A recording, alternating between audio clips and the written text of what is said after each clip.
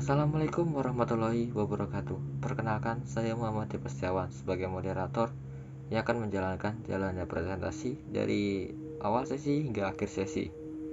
Ada pula anggota dari kelompok kami, yaitu Saudari Sylvia Salsabila sebagai pemateri pertama, Saudari Anissa Wulandari sebagai pemateri kedua, Saudari Siti Azizatul Wardah sebagai pemateri ketiga, Saudara Miko Ramadhani Purwagista sebagai pemateri keempat, dan yang terakhir ada Saudara Sandy Gustiana Alif Budi sebagai pemateri kelima. Adapun tema materi yang akan kami presentasikan yaitu tentang teori-teori penciptaan bumi menurut para ahli ternama, baik yang terkenal sekalipun maupun yang terbaru ini. Dan adapun salah satu tanda-tanda kebesaran Allah Subhanahu wa Ta'ala, yaitu tentang siang dan malam. Untuk presentasi pertama akan disampaikan oleh rekan kami, Saudari Sylvia Salsabila.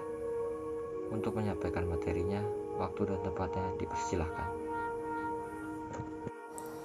Baik, terima kasih kepada moderator yang telah mempersilahkan saya akan membacakan materi teori penciptaan alam semesta Harun Yahya. Identitas tokoh. Siapakah Harun Yahya? Harun Yahya sangat terkenal dengan aneka buku dan film dokumenter ilmu pengetahuan. Nama aslinya adalah Adnan Oktar, kelahiran 2 Februari 1956 di Ankara, Turki. Harun Yahya terkenal sebagai sosok cendekiawan muslim.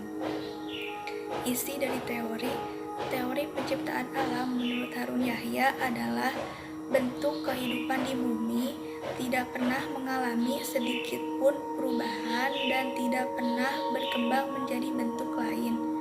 Makhluk hidup hari ini sama seperti jutaan tahun lalu. Dengan kata lain, tidak pernah ada yang namanya evolusi, namun semua diciptakan oleh Tuhan. Baik, sekian materi yang bisa saya sampaikan. Saya kembalikan kepada moderator. Terima kasih kepada Saudari Sylvia telah menyampaikan teorinya tentang penciptaan bumi menurut Harun Yahya. Selanjutnya, ada materi kedua yang akan disampaikan oleh Saudari Anissa Wulandari. Waktu dan tempatnya dipersilahkan. Terima kasih kepada moderator telah memberikan waktu saya untuk membacakan materi. Saya akan membacakan materi teori Gerard F. Lewis. Gerard F. Lewis, astrofisikawan yang berkutat menciptakan alam semesta sintetis dengan superkomputer, mengajak bereksperimen dengan keempat gaya fundamental yang ada di alam semesta dan dikenal dalam fisika modern sebagai gaya gravitasi, gaya elektromagnetik, gaya nuklir kuat, dan gaya nuklir lemah. Jika gaya gravitasi lebih kuat atau lemah 100 kali, maka bintang-bintang di alam semesta tidak akan bersinar atau sebaliknya, terbakar dengan cepat karena kehabisan bahan bakar nuklir dalam sesaat. Energi gelap. Fakta lainnya yang membuat ilmuwan terheran-heran adalah adanya materi gelap dan energi gelap, bintang-bintang, planet, asteroid, dan benda langit lainnya yang jumlahnya bertriliun-triliun atau tak terhingga ternyata hanya 4% dari total alam semesta. Sisanya 23% adalah materi gelap dan 73% energi gelap. Saya kembalikan kepada moderator. Baik, terima kasih Saudari Anissa sudah menyampaikan materi menurut Gerard F. Lewis. Lalu selanjutnya ada Saudari Siti Azizatul Wardah yang akan menyampaikan materi berikutnya. Waktu dan tempatnya dipersilakan. Baik, terima kasih kepada moderator yang telah mempersilahkan saya untuk membaca materi teori kabut atau yang disebut dengan nebula. Di zaman sebelum Masehi, para ahli sudah memikirkan bagaimana proses terjadinya bumi. Dan salah satunya adalah teori kabut atau yang disebut nebula, yang diperkenalkan oleh Immanuel Kant pada tahun 1755 serta Pierre de Leclerc pada tahun 1796, di mana mereka berdua terkenal dengan teori kabut Kant Club. Terima kasih, saya kembalikan lagi kepada moderator.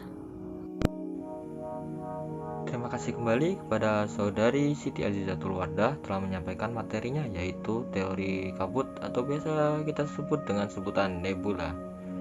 Baik, selanjutnya ada Saudara Niko Ramadhani Purwagista yang akan menyampaikan materinya.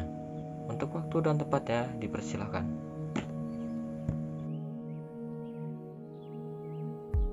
Baik, terima kasih kepada moderator telah mempersilahkan saya untuk membaca materi. Di materi ini saya akan membacakan materi tentang teori bumi tak kekal atau disebut juga Al-Biruni. Teori ini berlawanan dengan keyakinan ilmuwan Yunani kuno yang berpendapat bahwa bumi itu kekal. Al-Biruni pun lalu menyatakan bahwa bumi juga memiliki usia. Avicenna, begitu masyarakat barat biasa menyebutnya atau menamakan geologi sebagai at-tabiat, dalam bab 5 ensiklopedia berjudul Kitab Al-Sifa, Ibnu Sina menjelaskan mineralogi dan meteorologi. Kemudian berbagai hal tentang bumi dan proses pembentukannya. Berkat jasa Avicenna lah masyarakat barat kemudian mengenal hukum superposisi, konsep katastrofisme, serta doktrin uniformitarianism. Buah pikir Ibnu Sina juga banyak mempengaruhi ilmuwan barat bernama James Hutton dalam mencetuskan teori bumi pada abad ke-18 Masehi. Sekian dari materi yang saya baca, kurang lebihnya mohon maaf, saya kembalikan kepada moderator. Sekali lagi, terima kasih kepada Saudara Niko Ramadhani Purwagista telah menyampaikan materi teorinya tentang bumi tak kekal Al-Biruni, yaitu seorang ilmuwan asal Yunani kuno. Dan selanjutnya ada Saudara Cindy Gustiana Alifuddin yang akan menyampaikan materinya. Untuk waktu dan tempatnya dipersilahkan.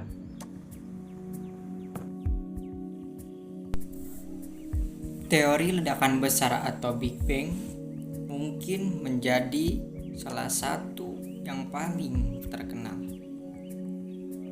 Teori ini pertama kali dikemukakan oleh seorang astronom, yaitu yang bernama Georges Lemaitre, menyebutkan bahwa bumi terbentuk selama puluhan miliar tahun. Di satu waktu, gumpalan kabut raksasa itu meledak, membentuk galaksi dan nebula-nebula selama kurang lebih 4,6 miliar tahun lamanya. Nebula-nebula tersebut membeku dan membentuk galaksi Bima Sakti yang di dalamnya terdapat tata surya. Ada sejumlah ayat di dalam Al-Quran yang menjelaskan proses penciptaan langit dan bumi. Antara lain surat Al-Anbiya ayat 30, surat Az-Zariyat ayat 47, surat An-Nazi'at ayat 31, dan surat Fusilat ayat 10. Terima kasih kepada Saudara Cindy Gustiana Alifuddin telah menyampaikan materi tentang teori yang sudah cukup terkenal oleh khalayak publik, yaitu teori ledakan besar atau biasa disebut teori Big Bang. Dan untuk selanjutnya ada materi siang dan malam, yang mana merupakan salah satu tanda-tanda kebesaran Allah Subhanahu wa Ta'ala.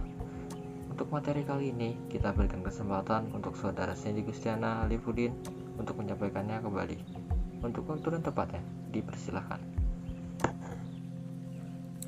Salah satu tanda-tanda kebesaran Allah adalah adanya siang dan malam.